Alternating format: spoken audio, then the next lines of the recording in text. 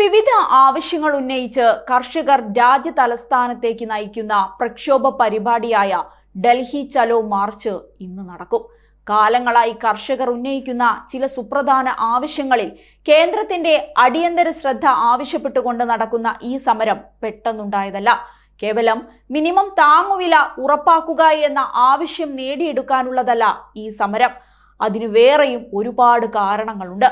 ഈ ആവശ്യങ്ങളിൽ പ്രധാനം വിളകൾക്ക് മിനിമം താങ്ങുവില ഉറപ്പു നൽകുന്ന ഒരു നിയമം നടപ്പിലാക്കുക എന്നതു തന്നെയാണ്. വിപണിയിലെ അനിശ്ചിതത്വങ്ങൾ നേരിടുന്ന ഒരു നിർണായക പിടിവള്ളിയായേക്കാവുന്ന ഈ നടപടി കാലങ്ങളായി കേന്ദ്രത്തോട് കർഷകർ മുന്നോട്ട് വയ്ക്കുന്ന ആവശ്യങ്ങളിൽ ഒന്നാണ്.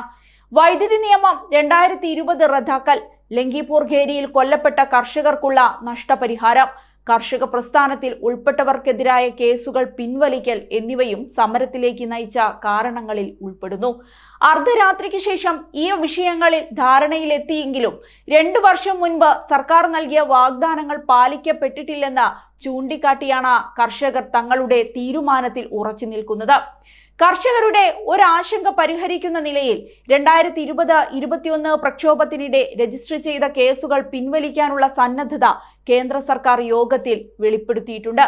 എന്നാൽ കർഷകർ തങ്ങളുടെ ആവശ്യങ്ങളിലെ ഏറ്റവും മുൻഗണന നൽകുന്ന മിനിമം താങ്ങുവില ഉറപ്പാക്കണമെന്ന വിഷയത്തിൽ ഉറച്ചു നിൽക്കുക തന്നെയാണ്. സംയുക്ത കിസാൻ മോർച്ചയുടെ ജഗ്ജിത് സിംഗ് ദല്ലേവാൾ, കിസാൻ മസ്ദൂർ സംഘർഷ് കമ്മിറ്റിയുടെ സർവാൻ സിംഗ് പന്തേർ തുടങ്ങിയ കർഷക നേതാക്കളും വിശാലമായ ആവശ്യങ്ങൾ നിറവേറ്റുന്നതിനുള്ള സർക്കാരിന്റെ പ്രതിജ്ഞാബദ്ധതയെക്കുറിച്ച് സംശയം പ്രകടിപ്പിച്ചിട്ടുണ്ട്. MSP, കടമെഴുതിത്തള്ളൽ, സ്വാമിനാഥൻ കമ്മീഷൻ ശുപാർശകൾ നടപ്പാക്കൽ എന്നിവയ്ക്കുള്ള നിയമപരമായ ഉറപ്പിനെക്കുറിച്ച് ചർച്ച ചെയ്യാൻ ഒരു കമ്മിറ്റി രൂപീകരിക്കാൻ സർക്കാർ നിർദ്ദേശിക്കുന്നുണ്ട്. എന്നാൽ കർഷക പ്രതിനിധികൾ ഇത് പൂർണ്ണമായും വിശ്വാസത്തിൽ എടുത്തിട്ടില്ല. നേരത്തെ സൂചിപ്പിച്ച ആവശ്യങ്ങൾക്ക് പുറമെ 2013 ഭൂമി ഏറ്റെടുക്കൽ നിയമം പുനഃസ്ഥാപിക്കുക, ലോക വ്യാപാര സംഘടനയിൽ നിന്ന് പിന്മാറുക, മുൻ സമരത്തിൽ മരിച്ച കർഷകരുടെ കുടുംബാംഗങ്ങൾക്ക് നഷ്ടപരിഹാരം നൽകുക തുടങ്ങി നിരവധി വിഷയങ്ങൾ പ്രതിഷേധിക്കുന്ന കർഷകരുടെ ആവശ്യങ്ങളിൽ ഉൾക്കൊള്ളുന്നുണ്ട്. ഇന്ത്യ കണ്ടതിൽ വെച്ച് ഏറ്റവും വലിയ കർഷക സമരമാണ് നടക്കുന്നത്. കഴിഞ്ഞ ദിവസം ദില്ലി ചലോ മാർച്ചിന് മുന്നോടിയായി ഡൽഹിയിലെ ഗാസിപൂർ, സിംഗു, ടിക്രി അതിർത്തികളിൽ 144 വകുപ്പ് പ്രകാരം നിരോധനാജ്ഞ പ്രഖ്യാപിച്ചിരുന്നു.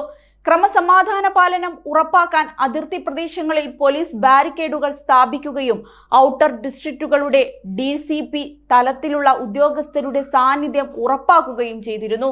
200-ലധികം കർഷക സംഘടനകൾ വൻ പ്രതിഷേധത്തിന് തയ്യാറെടുക്കുമ്പോൾ അവരെ നേരിടുന്നതിനായി ആയിരക്കണക്കിന് പോലീസുകാരെയാണ് അതിർത്തികളിൽ വിന്യസിച്ചിരിക്കുന്നത്.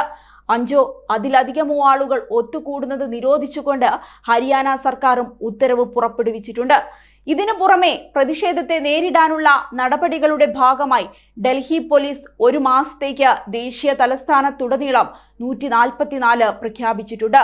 ഡൽഹി പോലീസ് കമ്മീഷണർ സഞ്ജയ് അറോറ പുറപ്പെടുവിച്ച ഉത്തരവിൽ രാഷ്ട്രീയമോ സാമൂഹികമോ മറ്റെന്തെങ്കിലും ആവശ്യങ്ങൾക്ക് വേണ്ടിയോ ഏതെങ്കിലും ഘോഷയാത്രകൾ, പ്രകടനങ്ങൾ, റാലികൾ, കാൽനട ജാഥകൾ എന്നിവ സംഘടിപ്പിക്കുന്നതിനും വിളിച്ചുകൂട്ടുന്നതിനും പങ്കെടുക്കുന്നതിനും സമ്പൂർണ്ണ നിരോധനം ഏർപ്പെടുത്തിയിട്ടുണ്ട്.